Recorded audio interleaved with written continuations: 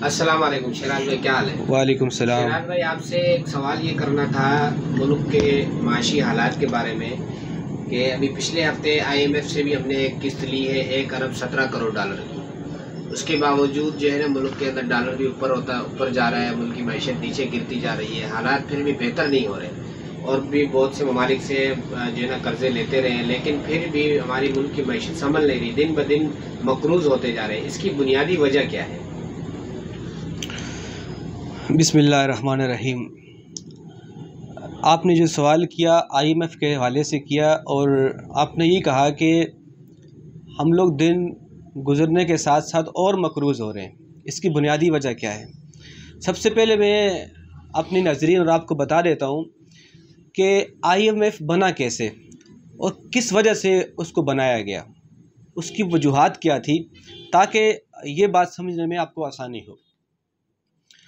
جب جنگ عظیم اول کے بعد جب جرمن کو بری طریقے سے شکست ہوئی، تو اس وقت چونکہ اصول یہ تھا دنیا کا کہ کوئی بھی ملک اگر دوسرے ملک کو شکست دیتا ہے تو اس سے تاوان وصول کرتا ہے، تو اس وقت ضروری تھا جرمن پر کہ وہ تاوان دیتا۔ اب پہلے سے ہی وہ ٹوٹا ہوا تھا، اب وہ پیسے کیسے دیتا یا سونا زر وہ کیسے دیتا؟ وہ نہیں دے سکتا تھا۔ لیکن اس وقت برطانیہ نے پھر پیشکش کی جرمن کو کہ میں قرضہ دوں گا، برطانیہ کے بادشاہوں نے پیشکش کی کہ ہم قرضہ دیں گے اور واپسی سود بھی لیں گے۔ اب اس پیشکش کے بعد جب برطانیہ نے کر دی، حالانکہ اس سے پہلے دنیا کا اصول یہ نہیں تھا کہ قومی بنیادوں پر قرضہ دیا جاتا، اور نہ ہی قرضہ اگر دیا بھی جاتا تھا وہ فردن فردن دیا جاتا، اور اس طرح کی شرائط نہیں رکھتے تھے کہ سود کی شرائط رکھ دی۔ اس کے علاوہ جو آج کل یا اس وقت جو شرائط رکھی جرمن کے ساتھ، ہم قرضہ دیں گے، تم اپنی سبزی اس ریٹوں پہ بیچو گے، تم اپنے کھانے پینے کی اشیاء ان ریٹوں پر بیچیں گے۔ اس وقت برطانیہ نے سب سے پہلے یہ شک رکھی تھی، تو یہ شکیں جرمن کے سامنے رکھی۔ اب اس کے بعد ہوا یہ، جب جیسے ہی یہ قرضہ دینا شروع کیا، اس کے علاوہ بہت سارے اور ممالک تھے چھوٹے چھوٹے جن کو قرضہ دینا برطانیہ نے شروع کیا۔ اب یہ برطانیہ کو ایک چسکا پڑ گیا۔ اب ان کے جو لوگ تھے، برطانیہ پہلے سے یہ چاہتا تھا کہ وہ دنیا کے اوپر حاکم رہے کسی بھی طریقے سے، تو اب ان کو ایک چیز نظر آنے لگی۔ پھر انہوں نے ایک جگہ پر ایک کانفرنس رکھی جس میں انہوں نے یہ طے کیا کہ ہم ایسا کرتے ہیں، دیگر ممالک کو بھی قرضہ دیتے ہیں اسی طریقے سے، مطلب ہم جنگ لڑنے کی ہمیں ضرورت ہی نہیں ہے، ہم معاشی طور پر بھی لوگوں کو کمزور کر سکتے ہیں، دوسری ریاستوں کو کمزور کر سکتے ہیں اور ان کو اپنا غلام بنا سکتے ہیں۔ تو تقریباً 1944 کے اندر یہ کانفرنس ہوئی۔ پھر یہ طے پایا کہ ہم IMF کی بنیاد رکھتے ہیں، جس کے ذریعے اس وقت اس میں 45 ممالک بیٹھے تھے، پھر اس کے ذریعے دنیا کو تاکہ غلام بنایا جائے۔ تو 45 ممالک نے پھر بیٹھ کے جب یہ فیصلہ کیا، ایک طرف IMF کی بنیاد رکھی، پھر ان کو ایک سیاسی پاور چاہیے تھی۔ ہمیشہ کوئی بھی اگر اس طرح کا کام ہوتا ہے دنیا کے اندر، اس میں ایک سیاسی پاور چاہیے ہوتی ہے اس سسٹم کو چلانے کے لیے۔ تو پھر 45 ممالک نے مل کر اقوام متحدہ کی بنیاد رکھی، یونائٹڈ نیشن، یعنی اس IMF کے پیچھے سیاسی اثر رسوخ بھی شروع ہو گیا۔ پھر ساتھ ساتھ انہوں نے ورلڈ بینک بنایا، جس کے ذریعے دنیا کے نظام کو بالکل الگ طریقے سے پیش کیا۔ اس سے پہلے آپ دیکھیں، اگر 1920 یا 1910 سے پہلے یہ جو نوٹ کا کاغذ ہے، اس کا کہیں پر تصور نہیں تھا۔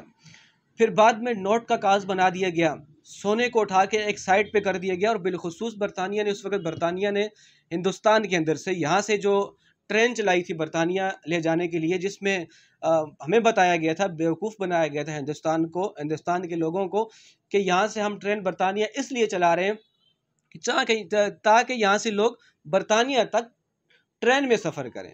لیکن اس ٹرین کے اندر پھر سونا یہاں سے بھی لے جایا گیا۔ تقریباً جو سونا ہندوستان کا تھا، اس سے پہلے ہندوستان کو سونے کی چڑیا کہتے تھے، اس کے بعد سارا سونا یہاں سے لوٹ کے لے گئے یہی برطانیہ والے، آج جو امن کا درس دیتے ہیں، جن کی NGOs امن کا درس دیتی ہیں۔ میں آپ کے سوال کی طرف بھی آتا ہوں۔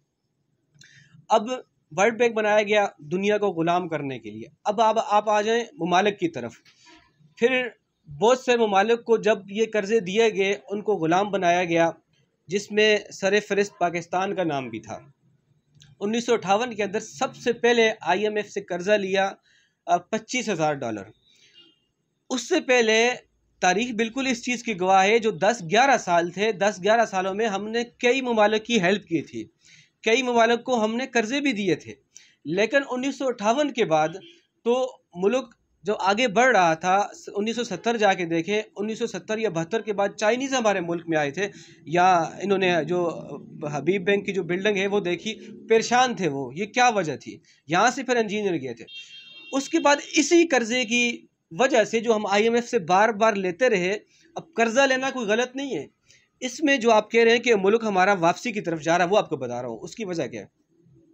قرضہ لینا کسی سے کوئی جرم نہیں ہے. اس قرضے پہ جو شرائط ہوتی ہیں سود کی، ہماری الحمدللہ اسلامی ریاست لا الہ الا اللہ کی بنیاد پہ بنی ہے. اب اس پہ جو شرائط رکھی گئی ہیں سود کی، اور ایک تو انہوں نے قرضہ دیا، اور شرائط یہ رکھی کہ آپ سبزی ہمارے کہنے پہ بیچو گے 10 روپے کی نہیں 20 روپے کی بیچو گے، آلو اتنے کے بیچو گے، بجلی اتنے کی بیچو گے، پانی اتنے کی بیچو گے. سب شرطیں جو ایک ظالمانہ شرطیں ہیں جس کی وجہ سے ہمیں غلام کیا ہے، یہ شرطیں لگائی. اور سب سے بڑیا جو سود لے رہے ہیں، سود ہمارا جو ہماری حدیث میں اللہ تعالیٰ فرماتا ہے کہ جو لوگ سود کھاتے ہیں وہ اللہ سے اعلان جنگ کرتے ہیں.